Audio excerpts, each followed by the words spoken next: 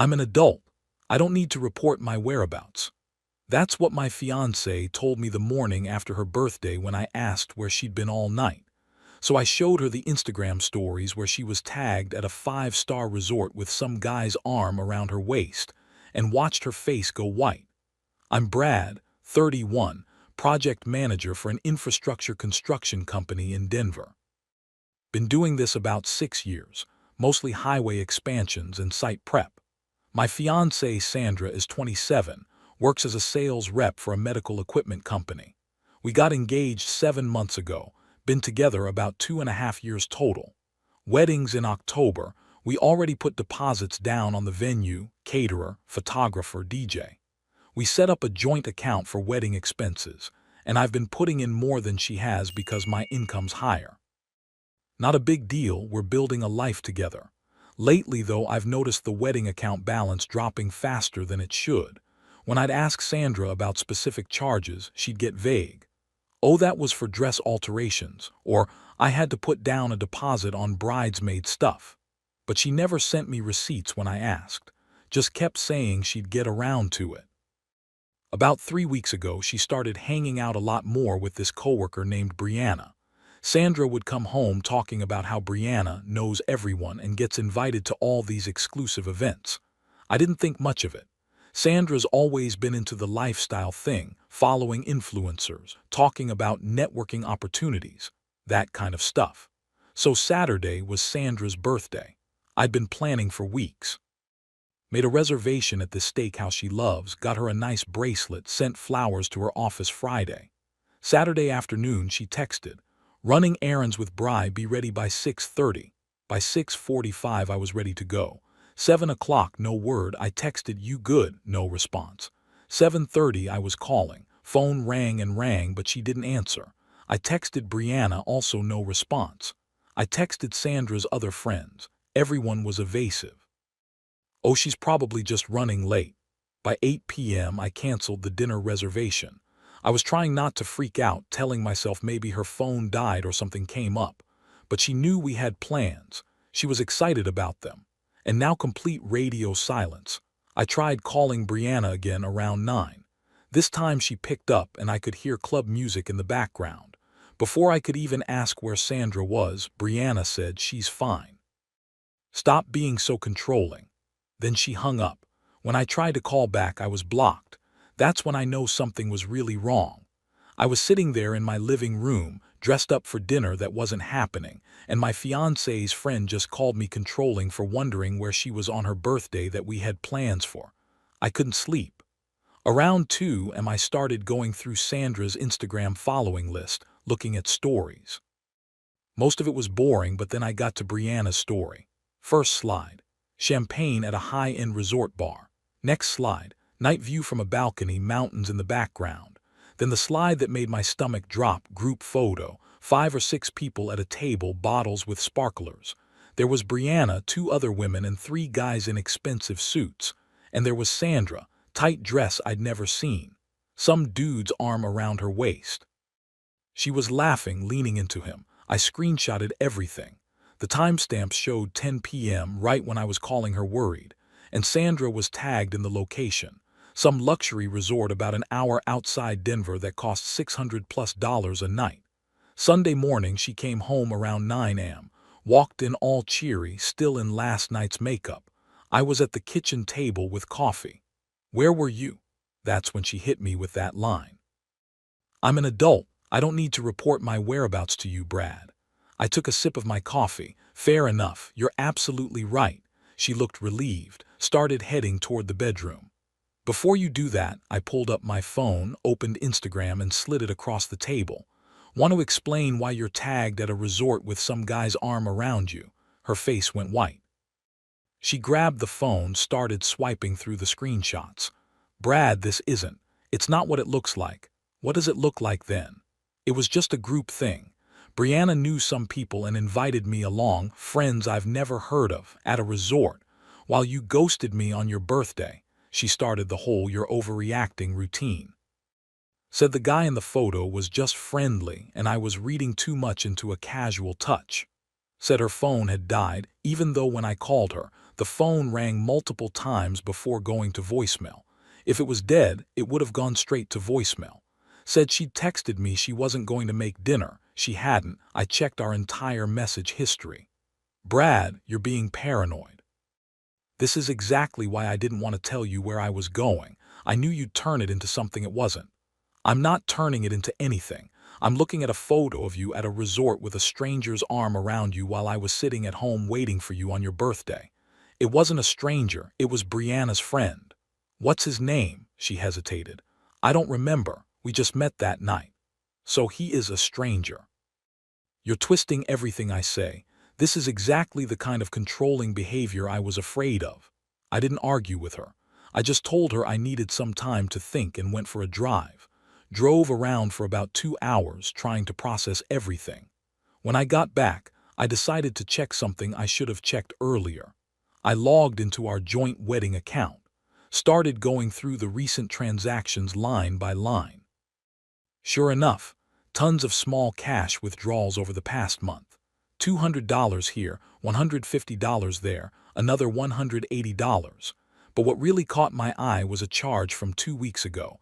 $800 deposit to something called Premier Event Services. I'd never heard of it.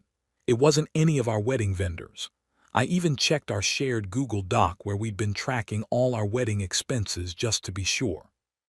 Premier Event Services wasn't on there.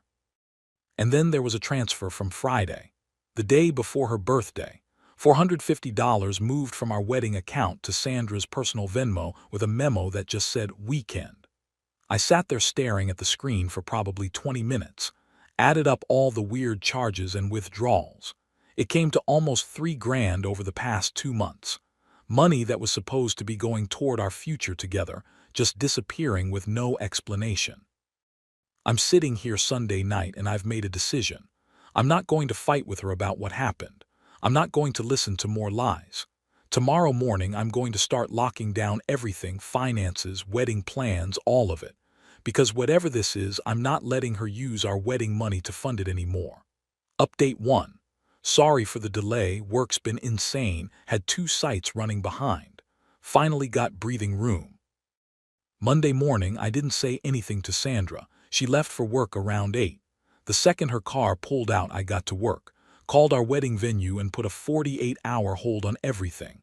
They froze all bookings. Called the caterer and photographer, same story. Spent the next hour calculating what I'd contributed to our joint account versus Sandra. I'd covered 65%. Pulled that amount out, transferred it to my savings. Changed all passwords on the account and wedding vendor portals. Canceled the credit card where Sandra was an authorized user. By noon I'd frozen everything. She couldn't touch the wedding money, modify bookings, or use my card. Nothing. I was in damage control mode, trying to protect what was left of our savings before more could disappear. Sandra got home around 6 p.m. Took her 20 minutes to figure out something was wrong, tried to check the venue portal and couldn't log in. Then tried the card at the grocery store and it declined. I heard her slam the front door when she came back in. Brad, what the hell? Did you cancel my card? I was at the kitchen table with my laptop. Yeah. Why would you do that? Because I don't know where my money's going anymore. That set her off. Started yelling about how I was controlling, embarrassing her, punishing her for having friends. Went on about how I was treating her like a child, how she couldn't believe I didn't trust her. I just kept working on my laptop, didn't engage. That made her even more furious. Are you even listening to me? I'm listening. You're upset that I locked down our joint account after you ghosted me on your birthday and showed up in Instagram photos at a luxury resort. That's not fair. What's not fair is me putting money into an account for our future and watching it disappear while you won't tell me where it's going. She tried a different angle, got all soft. Baby, if you're upset about Saturday, we can talk, but this is too far. Partners don't lie about where they are. I didn't lie, things got away from me. I should have called, I'm sorry, but you're acting like I committed a crime. We went in circles for an hour. Every specific question, the money, the resort, why her phone was off, she had some excuse. Finally, I said I was tired and went to bed. She slept in the guest room. Tuesday morning, I woke up to texts from Brianna. 3 paragraphs about how I was being emotionally abusive, and if I kept this up, she'd make sure people knew what kind of person I was. Last message: be careful, nobody likes a controlling boyfriend. I didn't respond, just screenshot everything. That afternoon at work, I remembered our iPad is logged into Sandra's email. I'd never gone through it before, but I needed to know what was happening. I found an email from about 3 weeks ago. Subject: Weekend Host Program, Confirmation and Details. It was from a company called VIP Social Events. The email talked about an opportunity to be a host for our exclusive client experiences, with luxury accommodations provided and discretionary compensation. There was a line about maintaining professionalism and understanding the importance of privacy. This wasn't one email. There were 6 or 7 over 2 months, different weekends, different resorts, vague language about hosting duties and creating an upscale atmosphere for our clients. I felt sick. This wasn't just one night. This was a pattern. When I got home that night, Sandra was already there. She tried to hug me, said she wanted to work through this. Asked if I'd unfreeze the account so she could get back to planning our wedding. I just looked at her. I need you to send me receipts for every withdrawal you've made from the wedding account. Brad, come on, just the receipts, that's all I'm asking. She got defensive again, said I was being unreasonable, that she didn't keep every single receipt, that I needed to trust her. I didn't push it, just said okay and went to take a shower. But while I was in there, my phone started blowing up. She'd sent me a text: fine, you want to be like this. I need you to Venmo me $500 by tomorrow morning, then I'll show you everything. I typed back: for what? The resort charged my card for damages. I need to pay it off. What damages? It doesn't matter. Are you going to help me or not? I stared at that message for a long time. Then I sent back 3 words: send the receipt first. She didn't respond. An hour later, she left the apartment. I heard her car pull out around 11 p.m. She didn't come back that night. But when I checked my phone Wednesday morning, there was a DM waiting on Instagram from someone I didn't know. The message said, "Hey man, saw the drama in Brianna's comments. Need to talk to you about Sandra. She's not who you think she is." I haven't responded to that message. I'll update you guys when I decide what to do with it. Update 2. So a lot happened this week. That DM from the stranger Wednesday morning, I checked out his profile first. Guy named Joshua, mid-30s, decent followers, posts from various cities.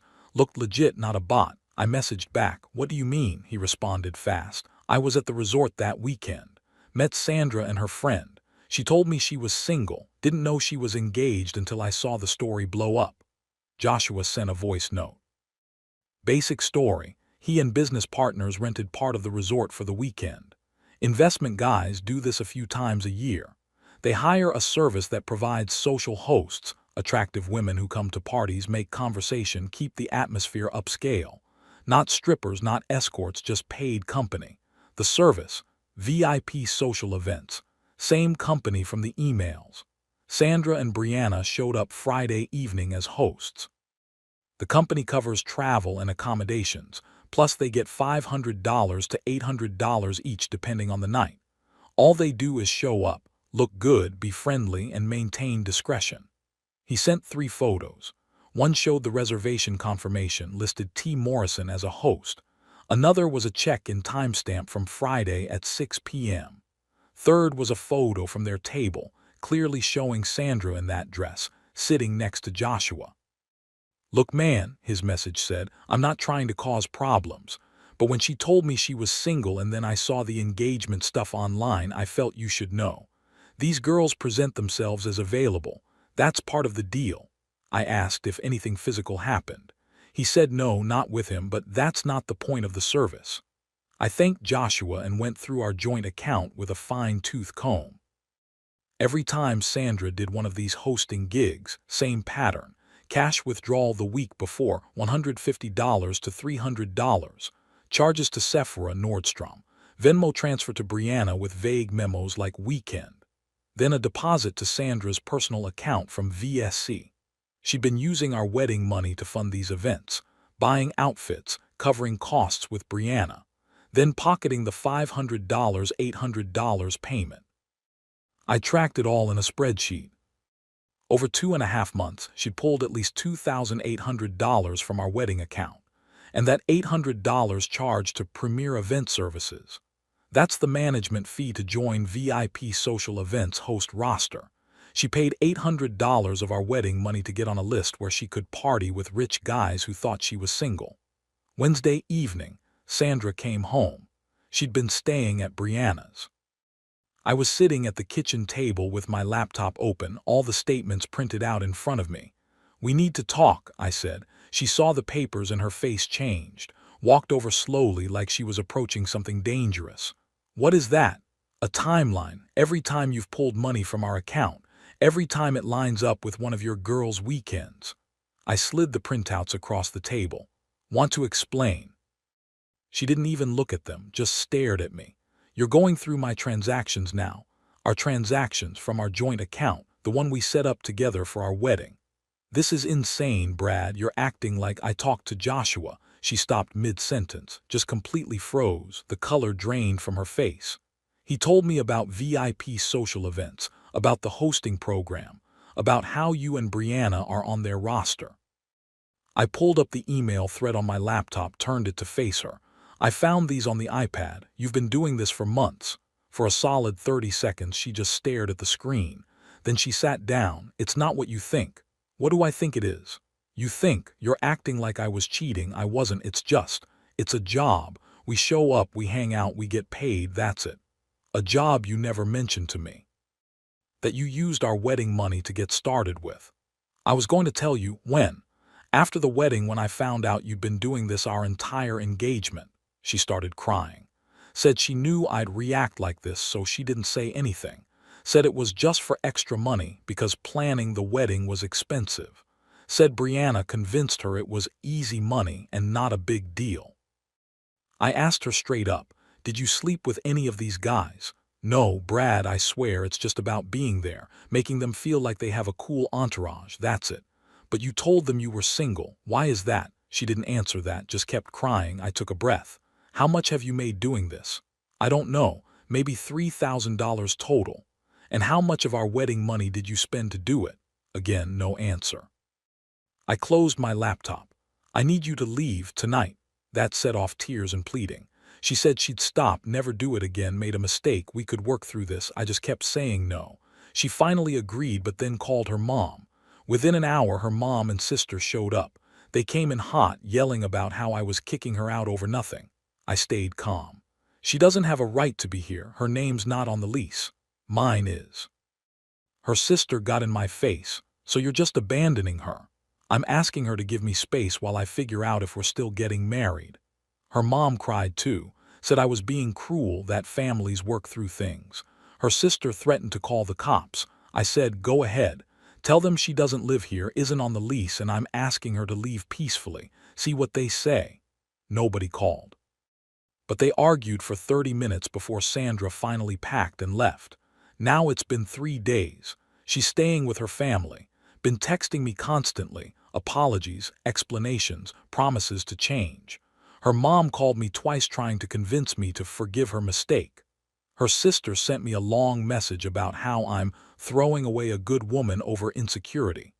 This morning I got an email from our wedding venue. Standard check-in message, asking if we wanted to schedule a final walkthrough. But in the email thread, I noticed something weird. There was a message from 2 weeks ago where someone requested to change the primary contact email on the account. The request came from Sandra's email. She tried to change the venue account so all communication would go to her instead of both of us. The venue coordinator hadn't processed it yet because they needed both of us to approve the change in person. But she tried. Maybe she figured she'd keep doing these hosting gigs and I wouldn't notice the money missing if she controlled the communications. Or maybe she was planning something worse, and I just don't know what yet. Final update. Been about 3 weeks since my last update. Lot of you DMed asking what happened, so here's the final chapter. After I discovered Sandra tried to change the venue contact, I started documenting everything, screenshots of emails, bank statements, Instagram posts Joshua sent, Brianna's threatening messages. Put it in a folder with a backup on a thumb drive.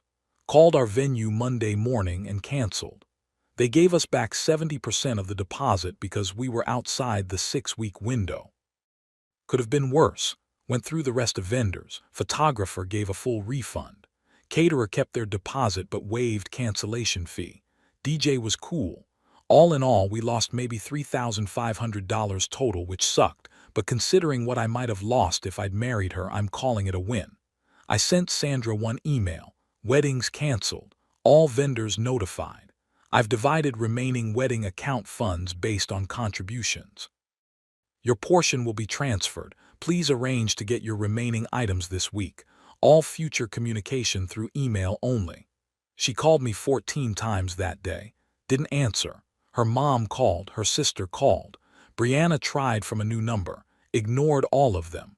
About a week later, I got a message from Joshua. Things had blown up in the VIP social events group. Once word got around that one of their hosts had a fiancé who found out, several regular clients dropped out of upcoming events. They don't want drama. Brianna tried to throw Sandra under the bus, saying she never should have accepted someone who was in a relationship, and that Sandra had lied about her status. But VIP social events still dropped both of them. Sandra lost her side hustle and her friend in one shot. Turns out Brianna was only friends with her because of the money. Few weeks in, Sandra's family finally started to come around. Her dad called me one evening, said he'd gotten the full story from Sandra and he was sorry for not believing me initially. Said he'd seen the bank statements I'd sent them and he couldn't believe his daughter had done something like that. We talked for about an hour. He's actually a really good guy, worked construction his whole life, super straightforward. I think he's just as shocked as I was. He actually told me he respected how I handled things and wished his daughter had been different. Her mom called too, but that conversation was different. She mostly just cried and said she didn't know where they went wrong with Sandra. Kept apologizing for how she and Sandra's sister had acted when they came to the apartment. I told her she didn't go wrong anywhere. Sandra made her own choices as an adult. But I think she'll feel guilty about it for a long time. I found out through mutual friends that Sandra's been having a rough time. She told people it was just a misunderstanding at first, but enough details leaked out that most people know the real story. She lost the respect of a lot of our social circle. A few people still talk to her, but it's not the same. Word gets around in groups like ours. The craziest part, about 2 weeks ago, I got a notification from our old wedding venue. They'd sent an email to both of us asking about the final walkthrough, but their system still had Sandra CC'd on it. She replied, didn't realize I was still on the thread, asking if it was too late to reinstate the booking, and if they'd let her change the groom's name on the contract. I forwarded that email to my lawyer buddy just to have it on record. He laughed and said I dodged a massive bullet. I'm starting to think he's right. I sold the engagement ring. Took a hit on it since you never get back what you paid, but I got enough to fund a solo trip to Montana I've been planning. Gonna spend a week hiking and camping, clear my head. The money Sandra pulled from our wedding account. I calculated what came from my contributions and put it into an emergency fund. That $3,000 she made from hosting, she can keep it. As for moving forward, I'm not jumping into anything new.